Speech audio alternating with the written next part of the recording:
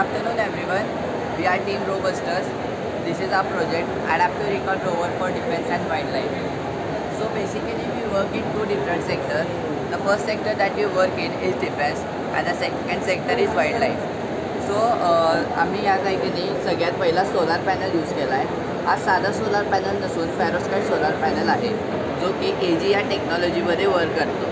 यातल्या ज्या तुम्ही सिल्वर लाइनिंग बघू शकता, हा सिल्वर आहे जो जास्त एफिशियन्सी प्रोड्यूस करतो आणि त्यामुळे आपल्याला ज़्यादा आउटपुट मिळतो.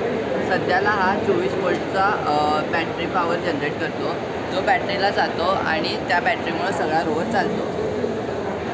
त्यानंतर आम्ही यात मॉड्युलर गनकेस वापरला आहे. मॉड्युलर गनकेस म्हणजे काय, जसं आपलं सिच्युएशन असतं त्या सिच्युएशनच्या हिशोबानं आपण आपली बंदूक बदलू शकतो आणि त्यामुळं आपण व्यवस्थित आणि इफिशियंटली आपले वर्क कॅटेगराईज करू शकतो. सो पहिला जो सिच्युएशन आहे की आपल्याला आपल्या एनिमीला एलिमिनेट करायचं आहे, तर त्यावेळी आपण इथं पिस्तूल वापरू शकतो ज्याने आपण त्याला एलिमिनेट करू शकतो. जेव्हा आपल्याला एनिमीला फक्त कॅप्चर करायचं आहे तेव्हा आपण स्टनगन यूज करू शकतो ज्याच्यानं तो पॅरलाइज होईल थोड्या वेळासाठी आणि आपण त्यांना पकडून त्यांच्यावर इंट्रोगेशन करू शकतो. आणि शेवटला जो वाईल्ड लाईफ आहे, जेव्हा प्राणी जंगलातनं मानवी क्षेत्रात येतात तेव्हा आपण स्टनगननं मारून त्यांना बेशुद्ध करू शकतो आणि त्यांना त्यांच्या जंगलात सोडून येऊ शकतो. जो पुढचा आहे माझा मित्र सांगेल. आता यात आम्ही AI कॅमेरा यूज केला आहे. सो आता कसं आहे, मी कॅमेरा आता ह्युमन्स ते सगळं डिटेक्ट करत आहे. असं आता पर्सन आहे तर पर्सन सांगणार, ॲनिमल आहे तर ॲनिमल सांगणार. अजून काय आता बॉम्ब ते नसलं तर बॉम्ब येते ना असं सांगतं. मग ते डिटेक्ट करून आपण इकडनं आता गन तेन फायर तेन करू शकतो या कंट्रोलरनं. आता यात आम्ही एक लँडमाईनचा मेकॅनिझम बनवला आहे.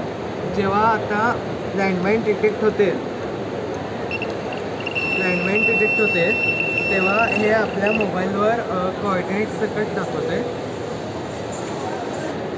असं आता या टायमिंगला हे ह्या कोऑर्डिनेटला लँडमाईन डिटेक्ट झालं आहे. आता हे आपण मॅपवर बघू शकतो. म्हणजे मॅपवर दाखवते की लँडमाईन कुठं कुठं आहेत.